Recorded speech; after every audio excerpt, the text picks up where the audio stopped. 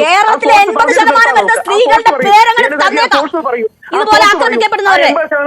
എന്താ അതിന് വല്ല പ്രിവിലേജ് ഉണ്ടോ ഇവിടുത്തെ പുരുഷന്മാർക്ക്? ആരായത് നിന്നോട് പറഞ്ഞത്? ആരും പറഞ്ഞല്ല, ഞാൻ ചുമ്മാ ഊഹിച്ചതാ. ഒന്നുകളഞ്ഞോ പൊന്തി. അയ്യോ പട്ടി. ഇത് ഞാൻ വെല്ലുവിളിക്കുന്നു. ഇങ്ങനെ സംഭവിച്ചിട്ടില്ലാന്ന് താങ്കൾ തെളിയിക്കുന്ന താങ്കൾ തെളിയിക്കുക. ജീവിതത്തിൽ ഒരു ദിവസം ഇതുപോലെയുള്ള തോണ്ടലും പിച്ചലും ഏൽക്കാതെ പോയ അത്രയും നന്ന്. ഇതുപോലെ തോണ്ടലും പിച്ചലും ഏൽക്കാതെ പോയ അത്രയും നന്ന്. എന്തെങ്കിലുമൊക്കെ പറഞ്ഞാൽ മതിയോ? ആ പെൺകുട്ടി ആരാ ആക്രമിക്കുന്നത്? ചുമ്മാ എന്തെങ്കിലും പഞ്ച് ഡയലോഗിന് വേണ്ടി പറഞ്ഞാൽ മതിയോ? നേരത്തെ പറഞ്ഞ ആൾക്കാർ പറഞ്ഞ വാക്കിന് ഒരു വിഷമമുണ്ട്. ശുദ്ധമായി പറഞ്ഞാൽ എനിക്ക് പറഞ്ഞ വാക്കുകൾ കുറഞ്ഞു പോയി. ഒരു മരിച്ചവനെ കുറിച്ച് പറയുമ്പോൾ എങ്ങനെ കുറച്ച് മര്യാദ കാണിച്ചുകൂടി? നിന്നോടൊന്നും പറഞ്ഞിട്ട് കാര്യമില്ല. നോ ഇൻഫർമേഷൻ, വിവരമില്ല. ആത്മഹത്യ ഒന്നിനും ഒരു പരിഹാരമല്ല. അതറിഞ്ഞതിൽ എനിക്ക് വലിയ സന്തോഷമുണ്ട്.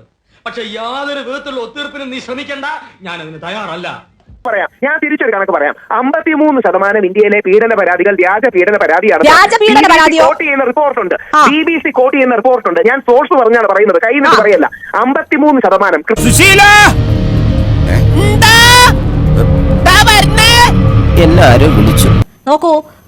ആ സംഭവത്തിന്റെ പേരിൽ ആ യുവതിയെ ഈ രീതിയിൽ ആക്രമിച്ചാൽ ഉണ്ടാകാവുന്ന പ്രത്യാഘാതം എന്ത് എന്നത് ഓർമ്മിപ്പിക്കുകയായിരുന്നു LC ഉമ്മൻ.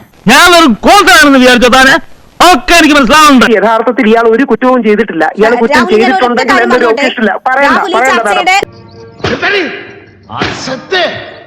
പക്ഷങ്ങളില്ല. ആ പയ്യനെ ഇപ്പോഴും വിക്ടിം ബ്ലെയിം ചെയ്യാനാണ് പല ആൾക്കാരും ശ്രമിക്കുന്നത്. തെറ്റു ഉണ്ടായിട്ടുണ്ടെങ്കിൽ എന്നൊന്നും ആരും പറയണ്ട. ഒരു തെറ്റും ഉണ്ടായിട്ടില്ല. അത് വീഡിയോ കാണുന്ന ആർക്കും മനസ്സിലാവും. സത്യമാണെങ്കിലും എനിക്ക് അംഗീകരിച്ചു കൊടുക്കാൻ പറ്റുമോ? രാഹുൽ, അതിൽ രണ്ട് തരത്തിലും അത് വ്യാഖ്യാനിക്കാം. നമുക്ക് അതിന്റെ വസ്തുത അറിയില്ല. രണ്ട് തരത്തിലും വ്യാഖ്യാനിക്കാവുന്ന വീഡിയോ ആണ്. അതിന്റെ വസ്തുത നമുക്കറിയില്ല. നിങ്ങളോട് എനിക്കൊരു ദേഷ്യമില്ല. വിവരമില്ലായ്മ ഒരു കുറ്റമല്ലല്ലോ. അതെ. പെണ്ണ് മരിക്കുമ്പോ ഇങ്ങനെ വ്യാഖ്യാനിച്ചിരുന്നെങ്കിലോ? ഞാനൊരു പെണ്ണ് മരിക്കുമ്പോ ഇങ്ങനെ വേറെ തരത്തിൽ വ്യാഖ്യാനിച്ചിരുന്നെങ്കിലോ? നിങ്ങൾ എനിക്കെതിരെ കേസ് എടുക്കണമെന്ന് പറയില്ലേ?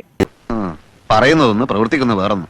തീർച്ചയായിട്ടും പെണ്ണ് മരിക്കുന്ന സംഭവം ഏത് സാഹചര്യത്തിലാണ്, എങ്ങനെയാണ് എന്നത് കണ്ടിട്ടല്ലേ നമുക്ക് പ്രതികരിക്കാൻ പറ്റുകയുള്ളൂ. രാഹുൽ ഈശ്വർ, നോക്കൂ, ഇവിടെ ഇപ്പോ ആ വീഡിയോ കണ്ടിട്ട് നമുക്കൊരു ജഡ്ജ്മെന്റിൽ എത്താൻ പറ്റില്ല. അതൊന്നും എനിക്കറിയാൻ മേല. ഇങ്ങനെ എന്തെങ്കിലുമൊക്കെ പറയുമ്പോഴേ എന്റെ മനസ്സിനൊരു സന്തോഷം ഉണ്ടാവുള്ളൂ. ഞാൻ എന്റെ സന്തോഷം നോക്കിയാ പോരെ. ആക്രമണങ്ങൾ എന്ന് പറയുന്നത് ഒരു ജീവൻ കൂടി നഷ്ടപ്പെടുത്തും.